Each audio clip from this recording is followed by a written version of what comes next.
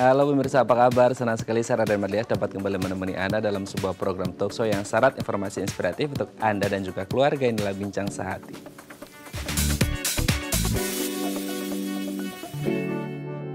Ya pemirsa, kesehatan mulut dan gigi ini emang sering gitu ya terabaikan. Orang baru sadar akan pentingnya perawatan kesehatan mulut dan gigi kalau sudah mengalami yang namanya penyakit. Nah, salah satu penyakit yang sering terjadi di area mulut atau gigi kita adalah sariawan. Ini menimbulkan rasa nyeri, sakit, nggak nyaman pokoknya gitu. Apalagi pas lagi makan gitu, itu nggak enak banget.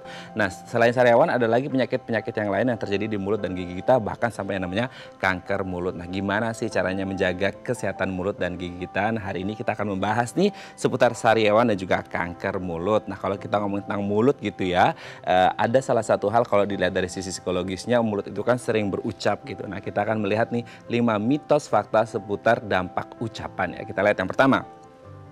Ucapan adalah doa. Nah, sering gitu ya kita mendengar ketika ada orang tua gitu biasanya ngomong ke kita, kalau berucap harus yang baik-baik karena ucapan adalah doa. So sometimes kita ngerasa kayak kalau kita ngucapin yang baik itu akan dampaknya baik juga ke kita gitu. Tapi kalau kita ngucapin yang buruk, dampak buruk juga akan kembali ke kita gitu. Jadi kalau kita berbicara ucapan adalah doa itu kayaknya benar, tapi nanti akan kita bahas ya.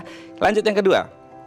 Titip omongan bisa bertambah. Nah, ini biasanya ini kalangan ibu-ibu gitu ya, ketika lagi ngomongin sesuatu hal 1-3 gitu. Terus nyampe ke B bisa 1-4, ke C bisa sampai 5, ke D bisa sampai 6 seperti itu. Nah, titip omongan itu katanya bisa bertambah, apalagi kalau orangnya suka ngomong-ngomong gitu ya, atau suka ngegosip, itu pasti katanya akan bertambah kalau kita titip omongan. Nanti juga akan kita bahas ya. Kita lanjut ke yang ketiga.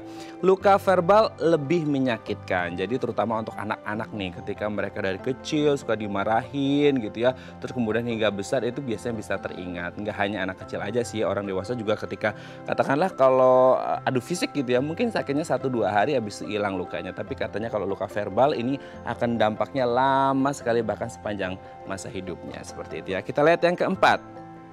Hati-hati dengan pujian. Nah, jangan sampai ya gini, pujian itu bagus gitu ya. Tapi ketika pujiannya terlalu berlebihan, akhirnya bisa membuat orang ini jadi lupa daratan dan itu nggak bagus seperti itu ya. Jadi hati-hati dalam memberikan pujian, boleh tapi dalam batas yang wajar gitu ya. Kita lihat yang terakhir, mulutmu harimaumu. Nah, ini yang sering kita dengar ya, mulutmu harimaumu. Identiknya orang kalau ngomongin mulutmu harimaumu itu sesuatu yang negatif. Padahal juga bisa positif ketika kita memberikan suatu semangat positif ke orang, maka orang itu juga akan mendapatkan semangat positif dari kita. Oke, itu dia tadi 5 mitos fakta seputar dampak ucapan secara psikologis. Kami akan membahasnya saat lagi, tetap bersama kami di Bincang Sehati.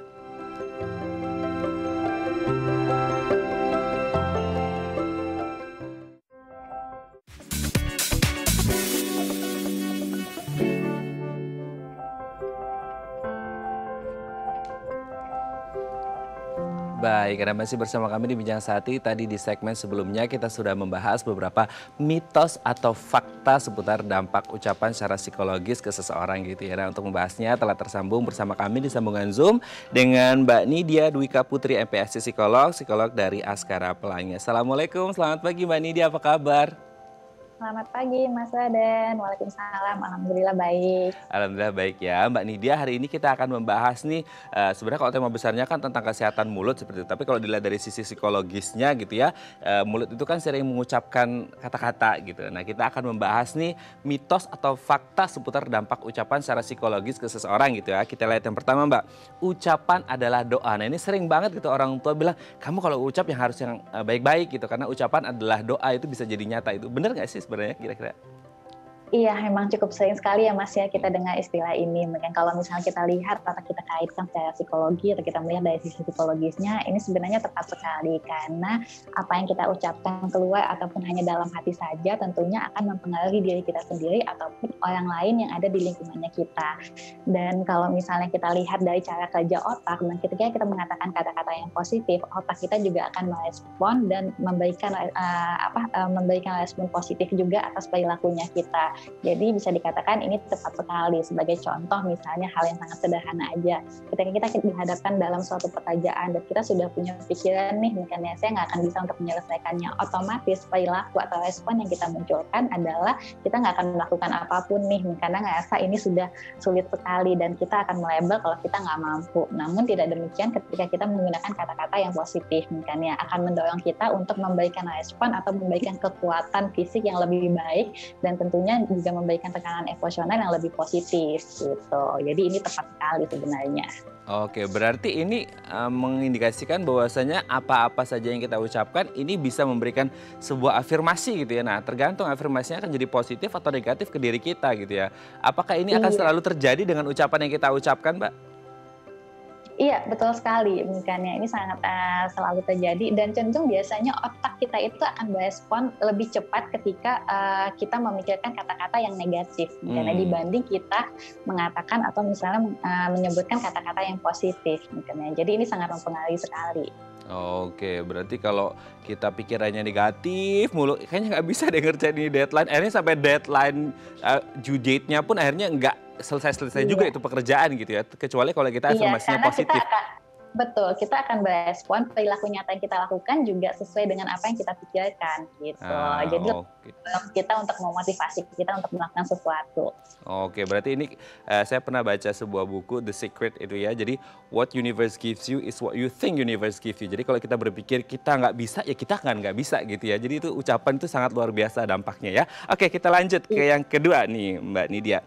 Titip omongan bisa bertambah. Aduh, ini mah kalau ibu-ibu ya, itu kalau titip omongan terutama itu ya bisa bertambah gitu ya. Dari saya ngomong ke B cuma 3, dari B ke C bisa 4, bisa 5, bisa 6 gitu. Betul nggak sih? Oke, jadi sebenarnya nih memaknainya mungkin masing-masing orang bisa berbeda ya Mas ya. Ada yang memaknai titip omongan itu sebagai titip omongan misalnya dalam bentuk tolong doain ya supaya saya bisa melewati ujian misalnya, itu kan dalam artian yang positif ya Mas ya, tapi memang kembali lagi kita mesti melihat ketika kita titip omongan dalam artian yang positif minta didoakan, aksi nyata dari kita sendiri berimbang nggak ya, ada usaha nggak ya, misalnya titip doa ya supaya saya bisa lulus ujian. Oke, setelah semua orang mendoakan, nah individunya sendiri perilaku nyata yang dia lakukan apa, misalnya apakah dia mempersiapkan dengan cara belajar, atau kalau misalnya dimaksud yang kedua titip omongan itu misalnya dia mengatakan sebuah informasi terus setelah nyampe ke yang lain itu ditambah-tambah, artinya itu gosip ya Mas ya. Itu juga tentunya berbahaya sekali gitu.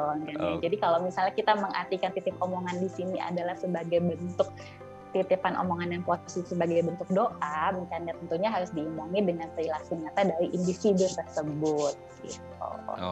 Oke, berarti tergantung jenis informasi yang disampaikan seperti apa gitu ya. Kalau doa sih lebih banyak lebih bagus gitu ya. Tapi kalau titip omongan akhirnya jadi gosip, jadi gibah, itu jadi nggak bagus ya. Oke, kita lanjut ke yang ketiga nih Mbak Nidia, dan ini kayaknya penting juga nih.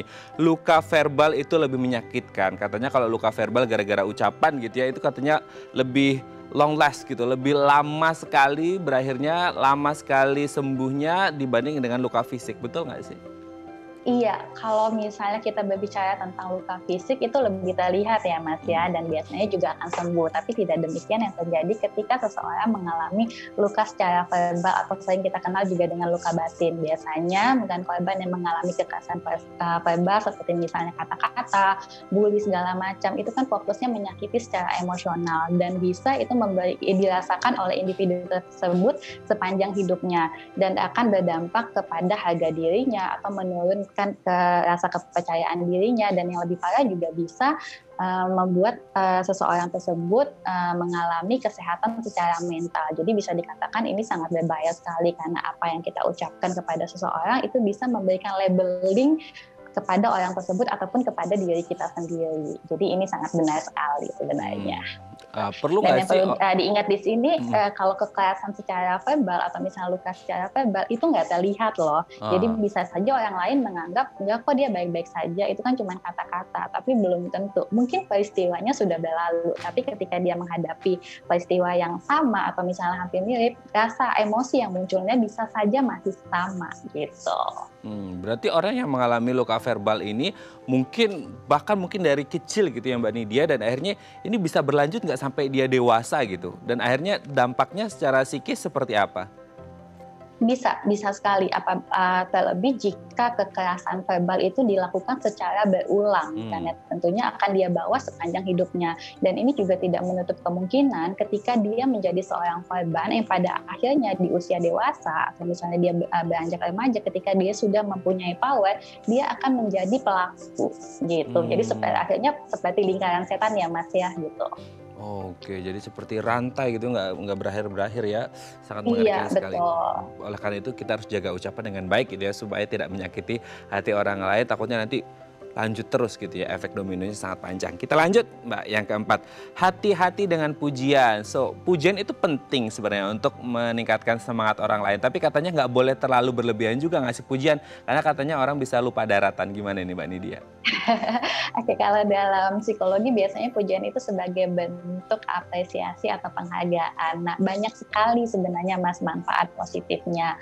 Sebagai contoh sering dilakukan orang tua terhadap anak. Tapi memang apabila berlebih tentunya juga tidak baik. Kalau misalnya, jadi ketika gimana sih caranya memuji supaya tidak berlebih? Sesuaikan dengan porsinya. Ketika kita memuji seorang anak, fokus pada proses sebenarnya, bukan hanya semata-mata hasilnya saja. Misalnya usaha yang kamu lakukan sudah luar biasa loh sehingga kamu mendapatkan nilai sekian gitu. Jadi anak berfokus, oh iya ternyata prosesnya loh ya, nggak hanya hasilnya saja. Karena apabila berfokusnya pada hasil, anak akan melakukan sesuatu untuk mengharapkan pujian dari orang tua.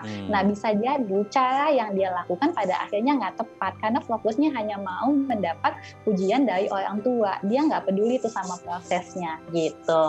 Jadi juga bisa memberikan dampak yang negatif. Terus yang kedua juga, ketika kita memuji, fokus juga pada kualitas yang dilakukan oleh seseorang, bukan seberapa sering kita ya, tapi memang orang tersebut layak mendapatkan apa gitu. Jadi kembali lagi, porsi yang kita berikan itu cukup atau berlebihan. Segala sesuatu yang berlebihan tentunya nggak baik ya Mas ya. Ibarat kata kalau lagu tuh yang sedang-sedang saja gitu ya Mbak Nidia ya. Ya pujian itu juga penting karena pujian ini menjadi salah satu bahasa kasih gitu ya. Salah satu dari 5 bahasa kasih yang juga penting. Tapi ingat sekali lagi sesuai kadar, pas gitu ya. Oke, kita lanjut yang terakhir nih Mbak Nidia. Mulutmu harimaumu. Nah ini biasanya kalau orang ngomong mulutmu harimaumu itu selalu identik dengan sesuatu yang negatif. Tapi apakah selalu dengan negatif? Maksudnya nggak bisa yang positif. Ketika orang lagi turun semangatnya kita semangatin, itu kan mulutmu harimaumu juga. Tapi mungkin artinya positif atau gimana nih? Nah, sebenarnya tergantung apa yang kita ucapkan. Memang konotasinya lebih sering negatif ya Mas ya, kalau istilah mulutmu adalah harimau. Karena sebenarnya apa kata-kata yang sudah kita ucapkan itu nggak bisa kita tarik kembali. Dan bisa juga mempengaruhi hubungan kita dengan orang lain, bisa juga memicu suatu pertikaian. Jadi kembali lagi tergantung apa yang kita ucapkan. Kalau misalnya ucapan-ucapan yang kita berikan adalah positif semua dan untuk memberikan motivasi kepada orang-orang di sekitar kita, tentunya itu sangat baik sekali. Dan yang perlu juga diketahui di sini adalah apa yang kita ucapkan, kata-kata yang kita gunakan itu mencerminkan seperti apa kualitas diri seseorang. Jadi perlu sekali untuk berhati-hati karena kata-kata yang kita ucapkan bisa mencerminkan bagaimana sih kualitas diri kita gitu. Oke, berarti you are what you talk gitu ya. Iya. Kita adalah apa yang kita ucapkan. Jadi kualitas diri kita itu bisa dilihat dari apa-apa saja yang kita ucapkan. Karena memang ucapan, fungsi mulut secara psikologis ini menjadi sangat penting. Salah satunya adalah mencerminkan karakter atau kepribadian seseorang gitu ya. Baik, terima kasih Mbak Nidia pagi hari ini sudah bergabung bersama kami di Bincang Saat ini, sangat membantu sekali untuk menjaga ucapan kita supaya tetap baik ke orang lain seperti itu. Terima kasih Mbak Nidia, selamat pagi, sehat-sehat terus. Assalamualaikum. Selamat pagi, waalaikumsalam. Baik pemirsa, selanjutnya kita akan membahas tema kita hari ini, sariawan dan juga kanker mulut. Bagi Anda yang memiliki pertanyaan, Anda bisa menghubungi kami di nomor 021 290 32644 atau DM Instagram kami di @bincangsaati.tv. Kami akan segera kembali.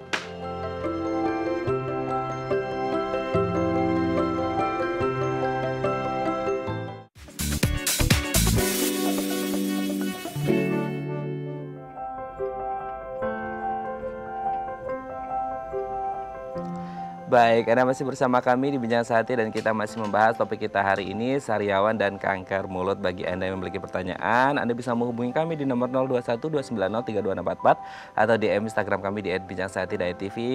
Dan hari ini sudah hadir bersama kami di studio Bincang Sehati Dr. Gigi Rafina Naomi T. SPPM, spesialis penyakit mulut dari Rumah Sakit Saint Carolus Summarecon Serpong. Selamat pagi, Dok. Apa kabar? Selamat pagi, Mas. Kabar baik. Kabar baik ya. Selamat datang di Bincang Sehati, Dok. Dok, hari ini kita akan membahas tentang sariawan dan juga kanker mulut gitu ya. Kalau kita lihat banyak sekali mungkin orang mengalami sariawan gitu ya. Pasti pikirannya selalu kurang vitamin C tuh gitu kan. Itu yang sering umum gitu ya. Kenapa sebelum membahas tentang sariawan itu sendiri sebenarnya kenapa sih mulut itu kan sebagai gerbang gitu ya, Dok ya. Kenapa akhirnya kesehatan mulut dan gigi secara umum itu penting, Dok? Oke, rongga mulut itu adalah salah satu panca indera kita yang paling penting sebenarnya. Nah, mulut sebagai tempat masuknya makanan ataupun intake makanan kita sehari-hari tentunya sangat penting untuk kesehatan tubuh kita secara menyeluruh. Nah, penting harus untuk menjaga agar tetap berfungsi dengan baik dan juga untuk bisa makan dengan baik sehingga terserap dengan baik di dalam tubuh. Oh, oke, karena menjadi gerbang masuknya jadi harus dijaga dengan baik ya, karena baik buruknya keadaan dalam tubuh kita bisa dipengaruhi dari apa yang masuk dan kesehatan mulut dan gigi kita gitu ya. Nah, kalau berbicara tentang mulut dan gigi sendiri, di dalam mulut kita ini ada organ apa saja dan fungsinya apa aja, Dok? Nah, di mulut kalau kita lihat ke dalamnya tentu banyak sekali. Ada jaringan keras dan juga ada jaringan lunak di rongga mulut. Nah, jaringan keras tentunya sangat kita ketahui banyak gerigi-gerigi di dalam mulut. Nah, jumlahnya dari 28 sampai 32 dengan fungsi masing-masing. Nah, ada juga jaringan lunaknya, yaitu bisa mukosa pipi dalam, kemudian mukosa bibir dalam, kemudian ada gusi, ada langit-langit, dan juga ada lidah. Oke. Dan punya fungsi masing-masing gitu ya? Iya, benar sekali. Oke. Dan biasanya nih, Dok, kalau kita berbicara tentang kesehatan mulut gitu ya, faktor apa aja nih yang biasanya membuat kesehatan mulut kita itu terganggu gitu? Faktor internal tubuh kita atau dari eksternal atau gimana sih? Ya, mungkin memang bukan satu faktor ya, ada beberapa. Nah, kalau biasanya kalau secara lokal, kalau kita tidak membersihkan mulut atau gigi-gigi kita dengan baik, tentunya akan menjadi kotor. Nah, hal ini juga akan mempengaruhi kesehatan di dalam rongga mulut. Apabila tidak dibersihkan, apalagi berhari-hari, tentunya akan menumpuk dan melekat secara lama dan akan membuat kondisi rongga mulut kita menjadi kotor. Nah, faktor lain selain di dalam rongga mulut ataupun faktor kebersihan, tentunya juga oleh karena kerentanan dari mukosa di mulut kita. Misalnya gampang nih, gampang terluka gitu. Jadi gampang sekali kena gesekan sedikit saja, mungkin gampang sariawan misalnya seperti itu. Jadi memang tergantung juga kepada kondisi tubuh kita. Apabila imun kita kuat, apabila kondisi kita baik, tentunya rongga mulut juga lebih baik. Betul ya. Jadi kalau emang kita bisa menjaganya baik, maka tidak akan terjadi penyakit gitu ya. Tapi kalau ngomongin tentang penyakit, Dok, biasa kan penyakit yang sering kita tahu ya seperti tema kita hari ini, sariawan gitu ya. Tapi sebenarnya selain sariawan, penyakit-penyakit apa aja sih yang biasanya muncul gitu di sekitar area mulut kita gitu? Ya tadi kan ada jaringan lunak dan jaringan keras. Nah, kalau di mulut kita ini kan kalau yang untuk jaringan kerasnya, ya kalau tidak bisa dibersihin dengan baik, tentu akan terjadi lubang. Nah, lubang dari mulai kecil, kemudian terus apabila tidak diperbaiki akan menjadi semakin besar dan biasanya orang akan menjadi mengeluhkan ngilu ataupun sakit gigi. Nah, kalau penyakit-penyakit di jaringan lunaknya bisa terjadi luka atau sariawan, kemudian mungkin ada kondisi putih ataupun lapisan plak yang menempel pada mukosa rongga mulut, ataupun misalnya ada benjolan ataupun bisa ketidakbiasaan di dalam rongga mulut yang tiba-tiba muncul. Seperti itu. Oke, bisa banyak gitu ya. Salah satunya mungkin yang terjadi ya gigi, entah itu berkarang, berlubang, itu jaringan kerasnya gitu ya, jaringan lunaknya mungkin salah satunya sariawan. Nah, sariawan itu kan sering banget terjadi ya, Dok ya, sama kita. Cuman mungkin banyak yang akhirnya kayak menyepelekan, mungkin cuman kurang vitamin atau kurang makan serat atau apa gitu. Tapi sebenarnya kalau berbicara sariawan itu sebenarnya kayak orang akhirnya kayak, ih penyakit apa sih gitu, cuman kecil gitu. Tapi emang bikin gak nyaman kan, apalagi pas lagi makan gitu, makan yang pedas atau apa itu jadi gak enak banget gitu. Nah sebenarnya sariawan itu apa dan penyebabnya apa gitu? Sariawan itu kan secara umum orang mengenal hanya sariawan, tapi Iya. sebenarnya sariawan itu merupakan suatu kayak luka. Gitu. Nah, luka itu merupakan terputusnya jaringan mukosa. Jadi ada yang istilahnya teriritasi seperti itu. Nah, luka ini tentunya bisa mempengaruhi proses kita menggunakan mulut ya, seperti makan, kemudian berbicara, tentu akan terasa sakit sehingga mengganggu. Nah, kondisi-kondisi ini bisa membuat kita juga menjadi tidak nyaman seperti itu. Oke. Tapi berarti kalau dari penyebabnya sendiri full dari infeksi atau karena mungkin luka kayak kegigit itu sebenarnya bisa bikin sariawan juga nggak sih? Atau kayak lah kalau kegigit cuma luka aja tapi akan sembuh. Tapi bisa jadi sariawan juga atau nggak sebenarnya? Ya, secara sederhana mungkin kita sering semua sariawan ya. Semua orang pernah mengalami sariawan. Tentunya sariawan yang biasanya bisa sembuh sendiri. Biasanya kalau kita minum vitamin bisa mereda sendiri. Tapi ada faktor-faktor sehingga menyebabkan misalnya kok sariawannya lebih lama ya, kok nggak sembuh-sembuh seperti itu. Nah ini yang harus kita lihat kenapa sariawannya tidak biasa. Nah seperti itu. Nah sariawan biasanya bentuknya seperti oval ataupun bulat, berada di jaringan lunak mulut. Nah seperti itu, tapi dengan sendirinya akan sembuh sekitar kira-kira 10-14 hari. Oke, berarti normalnya 10-14 hari sembuh Iya. gitu ya? Oke, tapi ada nggak sih Dok kemudian orang gitu yang rentan mengalami sariawan gitu kan? Saya pernah dengar tuh ada papanya teman saya ya itu kayak sebulan itu 2 minggu bisa sariawan, 2 minggu enggak gitu. Dan itu akan terus berulang gitu karena sih imunnya tubuhnya nggak bagus jadi akhirnya dampaknya ke sariawan gitu. Ada nggak sih maksudnya orang-orang yang dengan tipe atau spesifikasi khusus yang mereka itu rentan kayaknya mengalami sariawan gitu? Oke, selain karena faktor mungkin tergigit, seperti itu mungkin kena sikat gigi yang terlalu keras sehingga menimbulkan benturan. Tetapi pada kondisi-kondisi tertentu bisa juga ada orang-orang yang mempunyai sistem imun yang rendah, sehingga jaringan rongga mulutnya itu mukosanya menjadi lebih rentan untuk ruptur atau menjadi rentan untuk terluka dibandingkan orang lain yang normal. Jadi misalnya pada kondisi-kondisi tubuh misalnya kurang darah nih atau anemia biasanya, nah itu ada kondisi di mana jaringan di rongga mulut kita menjadi lebih gampang terluka dibandingkan orang-orang yang mungkin normal seperti itu. Itu salah satu contohnya. Oh oke. Berarti kalau sariawan ini sendiri kan orang pasti ngerasanya ketika udah putih gitu ya, kan udah apalagi udah gede tuh nggak enak banget baru kerasa gitu. Tapi sebenarnya gejala di awal sebelum akhirnya kayak ini akan menjadi sariawan nih gitu. Sebenarnya kita bisa ngeh nggak sih Dok seperti apa gitu gejala-gejala awal yang mungkin umum terjadi dan ini tendensinya akan ke sariawan gitu. Sebelum akhirnya lukanya besar banget putih itu kan aduh itu nggak enak banget mau makan mau ngapain juga nggak enak perih nyeri gitu Dok. Ya awalnya biasanya mungkin biasanya secara umum pasien mungkin atau orang menjadi kok nggak enak badan ya, seperti itu biasanya secara umum bisa ada dari nggak enak badan juga ya? Karena kondisi mungkin kecapean gitu. Kemudian biasanya di rongga mulut merasa kok jadi lebih panas atau sensitif terhadap makanan-makanan ya seperti makanan yang lebih pedas ataupun makanan yang panas kok jadi lebih terasa nggak nyaman seperti itu. Mungkin itu tanda-tanda awal sebelum terjadinya luka ataupun sariawan tersebut. Oke, berarti mungkin ada rasa panas di area mulut, nggak nyaman ketika makan itu berarti bisa jadi itu tanda-tanda ketika orang akan mengalami sariawan gitu ya. Karena sudah mulai nih bibit sariawannya mulai keluar gitu ya. Lama-lama jadi kayak putihnya melebar atau itu nggak enak banget Dok, sumpah. Itu mungkin penyakit yang banyak disepelekan orang tapi ganggu banget ya. Apalagi kalau untuk makan gitu. Jadi nggak nikmat gitu makannya ya. Tapi kalau sariawan sendiri itu ada jenis-jenisnya nggak sih Dok? Maksudnya kayak kan ada sariawan yang mungkin lubangnya kecil, ada yang lubangnya gede banget, putih gitu kan. Ada yang ya semi putih semi merah, itu gimana ngebedainnya?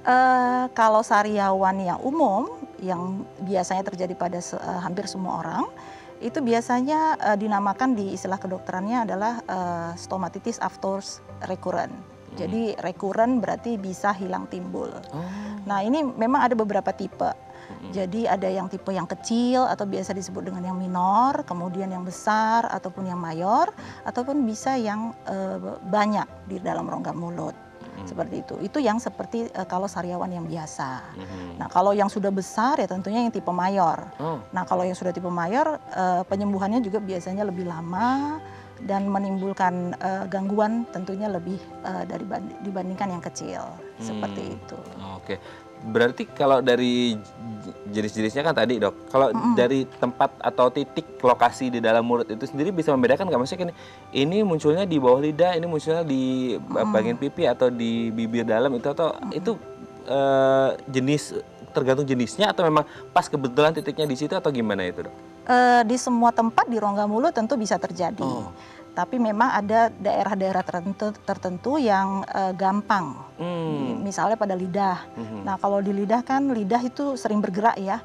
Nah, mungkin sering tergigit, sering kena benda asing atau yang lainnya. Nah, jadi biasanya memang seringnya pada lidah.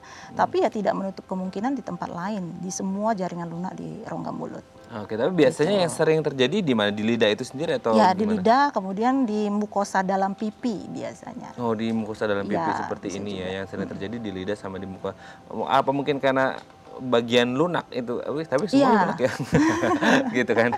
Nah, berarti ketika muncul di titik ini tidak ada perbedaan ya penyebabnya dan dampaknya seperti itu. Cuman pas kebetulan munculnya di situ atau ya, gimana? mungkin kena benturan di situ lebih sering, atau mungkin pasien mengunyah pada sisi yang mungkin kanan yang sering terjadi luka karena dia sering makan di sebelah kanan, seperti itu. Gitu. Tapi ya tetap potensi sama semua di rongga mulut. Gitu. Oke, berarti ketika ada salah satu sisi gigi rahang kita yang untuk mengunyah itu berpotensi besar untuk terkena sariawan ya? Ya, apalagi kalau misalnya gigi-giginya tidak teratur di daerah tersebut sehingga menimbulkan benturan. Oh, oke. Berarti memang banyak sekali potensi atau risiko yang mungkin bisa terjadi gitu ya. Salah satunya dari kegiatan mengunyah kita pun bisa menjadi sariawan, selain juga mungkin tadi masalah imun dan lain sebagainya dok ya. Oke dok, nanti kita akan lanjut lagi ngebahas tentang sariawan dan juga kanker mulut. Bagi Anda pemirsa yang memiliki pertanyaan, Anda bisa menghubungi kami di nomor 021 290 32644 atau DM Instagram kami di @bincangsaat.tv. Kami akan segera kembali.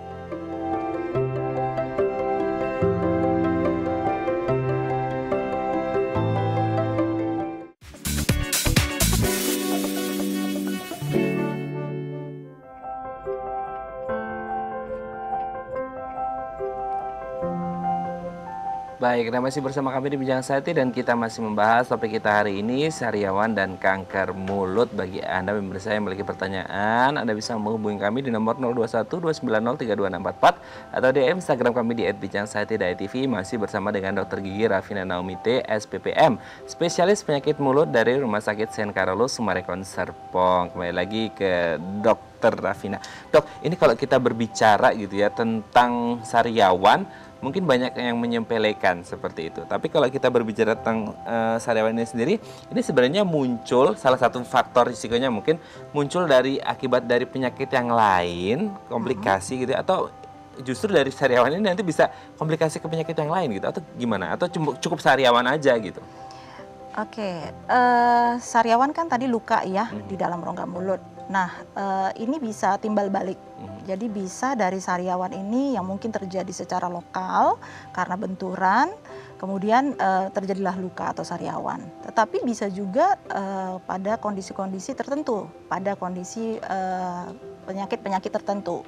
Ya contohnya seperti tadi yang saya katakan, adanya penyakit misalnya kurang darah, sehingga membuat jaringan di rongga mulut menjadi lebih rentan atau gampang sekali terjadi luka dibandingkan orang normal. Juga biasanya pada pasien-pasien atau pada orang-orang yang atau autoimun gitu. Jadi biasanya gambaran klinisnya atau manifestasi oralnya di dalam rongga mulut adalah salah satunya sariawan. Seperti itu. Oke. Dok, sebelum kita lanjut, ini ada DM Instagram dok dari pemirsa Bincang Sati, kita baca terlebih dahulu di layar.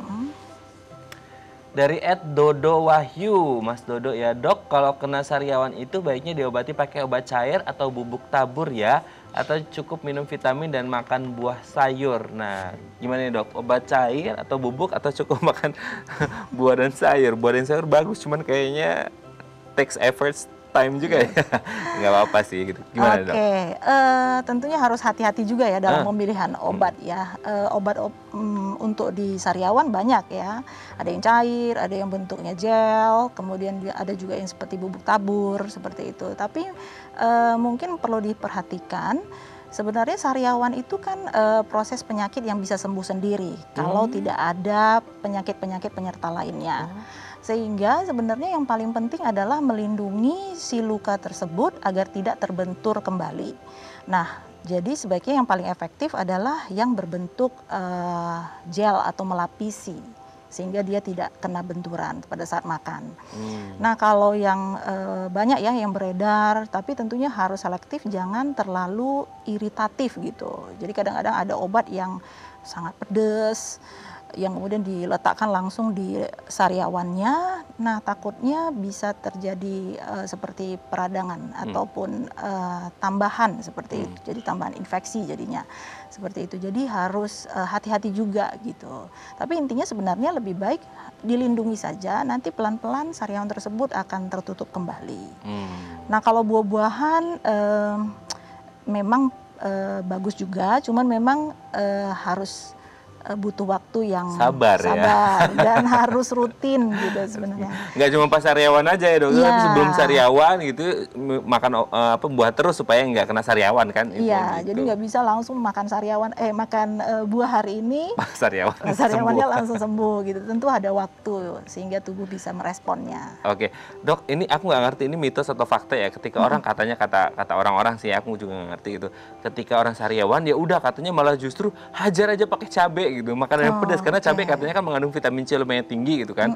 Nggak apa-apa, perih nggak apa-apa sakit, tapi nanti efeknya cepat, justru malah apa sih terjadi inflamasi atau gimana sih sebenarnya? Ya hampir sama yang seperti saya katakan tadi. Kalau cabai itu kan pedas, jadi istilahnya dia melawan rasa sakitnya gitu loh. Jadi dia mengalihkan rasa sakitnya dengan kepedesan makan cabai tersebut gitu. Jadi rasa sakit pada lukanya jadi tertutupi seperti itu. Tapi sebenarnya takutnya dengan makanan yang pedas itu kan tentunya menimbulkan tambahan iritasi gitu lah. Iritasi bukan secara mekanis tetapi secara kimia, sehingga membuat kadang-kadang lebih merah jadinya gitu. Jadi itu hanya lebih ke sensasinya saja sih. Udahlah perih, nyeri gitu ya, ditambah cabai, sensasinya tambah menggelegar ya Dok ya. Sangat luar biasa. Aduh, itu hebat banget orang yang sariawan terus kasih cabai itu ya Dok ya. Oke Dok, semoga dia bisa menjawab pertanyaan dari Mas Dodo dan semoga cepat sembuh kalau sariawan. Dan ingat kalau mau makan buah sayur nggak pas sariawannya gitu ya. Tapi sebelum harus continue rutin setiap hari supaya tidak terkena sariawan gitu ya Dok ya. Oke, tapi ada juga Dok orang yang bilang kalau orang sering kena sariawan terus katanya sering kena sariawan itu ada pertanda ada penyakit berat nih yang harus diperiksakan dalam tubuhnya atau gimana nih? Iya. Kalau secara normal kan ya itu tadi 10 sampai 14 hari sembuh dengan sendirinya. Tapi kalau waktunya justru menjadi lebih lama, kemudian kalau menjadi lebih besar ataupun sering gitu. Nah, sering ya. Jadi intensitasnya menjadi lebih banyak seperti itu, ya tentunya berarti kita harus waspada juga nih. Jangan-jangan memang ada faktor sistemik yang mempengaruhi terjadinya sariawan tersebut. Berarti seperti ada faktor? Iya.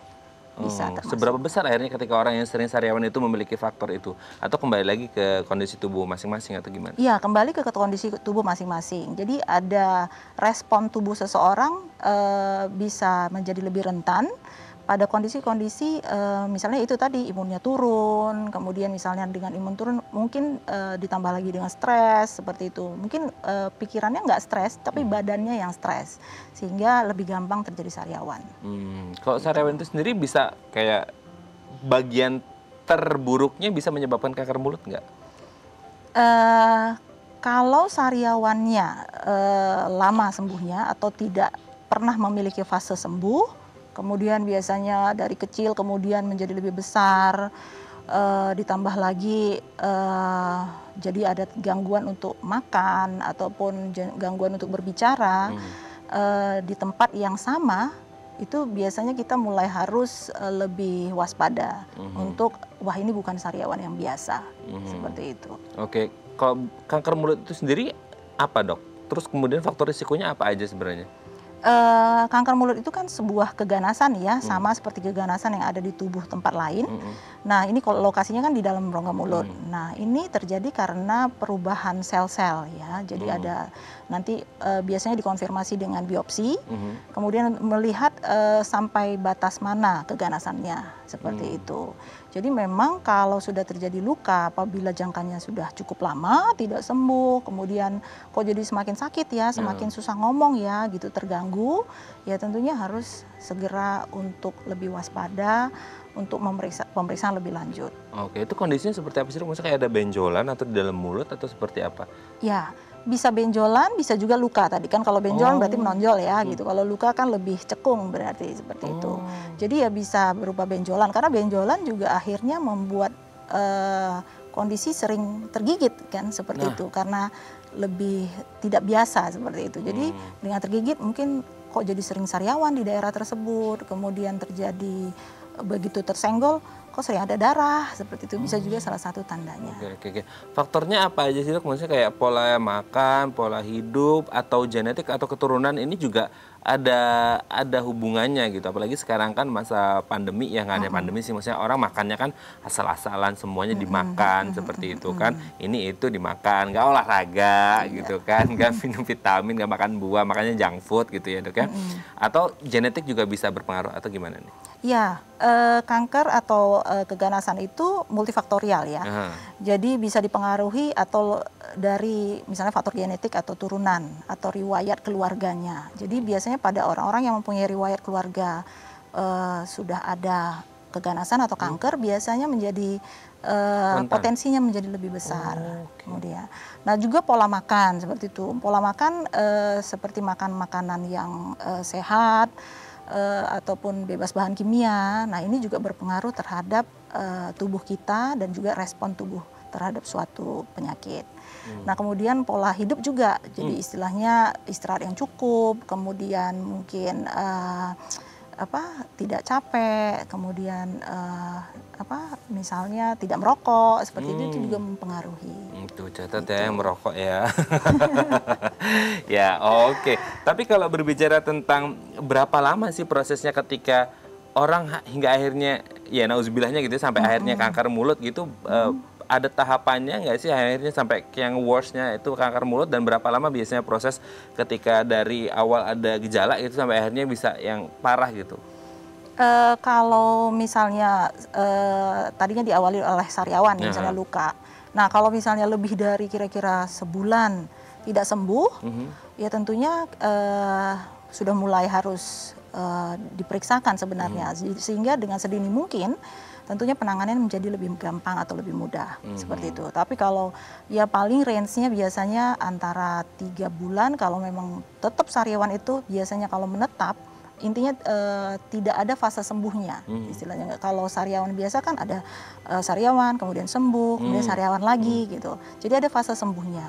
Tapi kalau tidak ada fase sembuhnya, terus-menerus menetap, kemudian pada lokasi yang sama, biasanya kalau mungkin di lidah nih, di situ terus tidak berpindah-pindah, kemudian kalau jadi semakin keras ya, mungkin jadi misalnya lidahnya menjadi kaku, gangguan makan, gangguan menelan, seperti itu.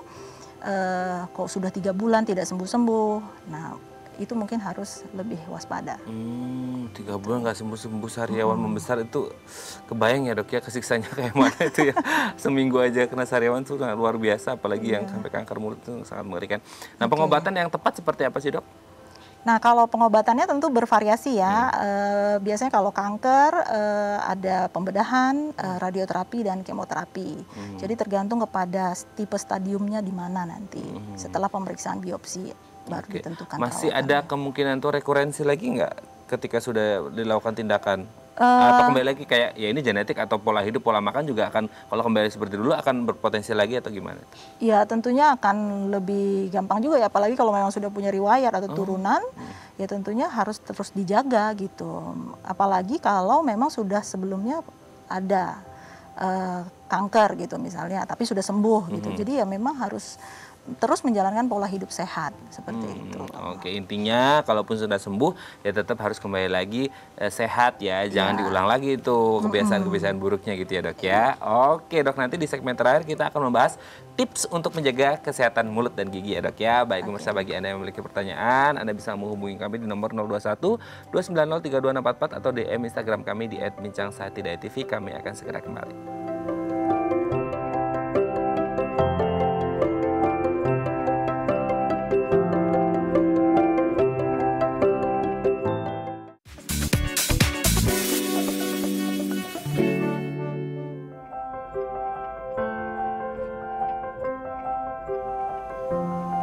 Baik, Anda masih bersama kami di Bincang Sehati dan masih bersama dengan Dr. Gigi Rafina Naomi TSPPM, spesialis penyakit mulut dari Rumah Sakit Sen Carolus Summarecon Serpong. Nah, di segmen terakhir ini dok, kita akan memberikan beberapa tips gitu ya yang bisa dilakukan untuk menjaga kesehatan mulut dan gigi. Kita lihat yang pertama, sikat gigi dengan benar. Rata-rata masih banyak mungkin ya yang sikat giginya nggak benar. Sikat gigi yang benar itu yang gimana dok? Ada yang gini-gini, ada yang gini-gini, ada yang gini-gini, atau gimana itu? Ya intinya sebenarnya kalau menyikat gigi, semua permukaan gigi harus tersikat dengan baik. Baik di sisi depan, belakang, ataupun samping-sampingnya. Jadi sikat gigi 2 kali sehari minimal pada saat pagi setelah sarapan dan malam sebelum tidur. Jadi jaringan gigi ataupun jaringan lunaknya juga tetap harus dibersihkan dengan baik. Tapi yang kalau yang sampai ke dalam-dalam itu kan agak susah dok, itu gimana ya? Ya, mungkin harus mencari sikat yang lebih kecil ujungnya sehingga bisa menjangkau ke daerah yang sulit. Dan kalau bisa jangan jadi harus hati-hati. Saking pingin bersih gitu ya, jadi nggak boleh ya, malah nanti rusak jadi sariawan gitu ya. Iya, jadi malah kebentur. Oke, kita lanjut dok. Gunakan pasta gigi berfluoride. Nah, pentingnya fluoride untuk pasta gigi dan mulut kita seperti apa sih? Ya, untuk pasta gigi berfluoride ini lebih ke arah gigi-giginya ya. Jadi mencegah terjadinya lubang gigi lebih gampang sehingga jadi giginya menjadi lebih sehat, tidak terjadi lubang cepat. Nah, jadi jarang terjadi sakit gigi seperti itu. Jadi kalau milih pasta gigi harus yang berfluoride ya, karena bisa menjaga kesehatan gigi lebih bagus gitu ya. Oke, kita lanjut. Banyak minum air putih. Nah, ternyata ini juga baik untuk kesehatan mulut dan gigi. Ini air putih dampaknya dok, seperti apa? Air putih tentu selain untuk tubuh kan masuknya dari rongga mulut ya. Betul. Jadi mulut tuh secara tidak langsung terbersihkan juga seperti itu dengan lewatnya air minum ini. Sehingga tidak ada daerah-daerah yang tidak bisa dijangkau, mungkin bisa dibersihkan dengan air yang lewat. Seperti itu. Kalau berkumur dok, berkumur ini pakai air putih juga bisa ya? Atau harus pakai cairan khusus untuk berkumur itu sendiri? Kalau untuk tidak ada keluhan ataupun tidak ada infeksi di dalam rongga mulut, ya tentunya tidak perlu untuk obat kumur yang secara terus-menerus. Jadi hanya air putih juga cukup untuk hanya membersihkan daerah mukosa tersebut. Oke, itu kalau air putih. Ada yang sering juga dok, itu kayaknya air garam gitu. Apalagi untuk mereka yang sakit gigi, itu pas lagi ngenyut-ngenyut itu sakit gigi atau nggak perlu sakit gigi deh, itu air garam itu sebenarnya ada fungsinya nggak sih? Atau mitos atau fakta benar ada dampaknya gitu? Ya, air garam itu lebih ke arah seperti antiseptik juga. Jadi meredakan peradangan-peradangan yang mungkin ada di dalam rongga mulut. Jadi biasanya kalau ada keluhan nih, setelah berkumur dengan air garam menjadi lebih tenang gitu loh, jadi lebih nyaman gitu karena memang proses radangnya menjadi lebih sedikit berkurang. Oke. Itu dikumur gitu atau didiemin aja berapa detik gitu dalam mulut atau gimana? Dikumur kalau bisa 30 detik itu cukup lama juga sih, kalau bisa lebih lama di dalam rongga mulut, kemudian setelah itu dibuang. Oke. Berarti memang ada dampaknya ya untuk mengurangi peradangan itu sendiri gitu ya. Oke, kita lanjut dok. Konsumsi makanan sehat. Nah, makanan apa aja sih dok? Maksudnya kayak yang bagus untuk kesehatan mulut dan gigi atau secara umum ya buah dan sayur itu bagus atau gimana? Ya, makanan yang sehat tentunya ya makanan yang tidak mengandung bahan kimia ataupun makanan yang alami biasanya. Jadi kalau khusus untuk di rongga mulut memang lebih baik kita juga ada proses pengunyahan. Jadi kalau bisa seperti yang lebih bertekstur lebih baik. Karena misalnya makan buah nih Jadi kita misalnya menggigit buah, jadi ada sedikit pembersihan dibandingkan kita makan yang lebih lunak-lunak, jadi lebih gampang nempel di permukaan gigi. Jadi tekstur makanan sehingga membuat kita tuh lebih bersih rongga mulutnya. Oke. Berarti better kita makan buah dengan kulitnya langsung gigit daripada di jus gitu ya? Ya, kalau untuk rongga mulutnya ya, walaupun sama sepertinya ya vitaminnya masuknya sama seperti itu. Oke. Jadi dampaknya lebih bagus ke gigi-giginya ketika kita langsung makan langsung seperti itu. Tapi ada buah-buah kan yang banyak mengandung gula gitu ya dok ya. Itu ada dampak buruknya nggak sih ke gigi sendiri? Apa memang habis setelah makan itu harus dibersihkan sikat gigi? Dan kalaupun harus dibersihkan berapa lama idealnya waktu setelah makannya itu?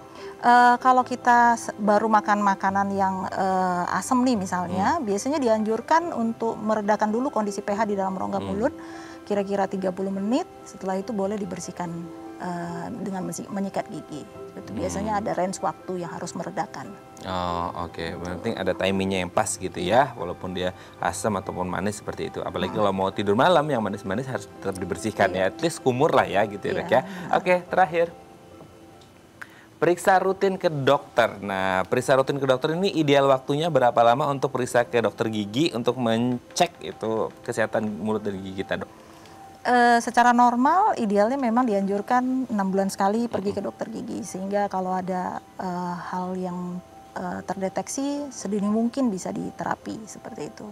Tapi ya tentunya kembali lagi dengan kondisi sekarang, ya mungkin harus kita jadi lebih aware di rumah, lebih sering membersihkan gigi dan mulut, sehingga apabila kita menemukan sesuatu yang tidak biasa, kita baru jadi lebih ngeh gitu loh.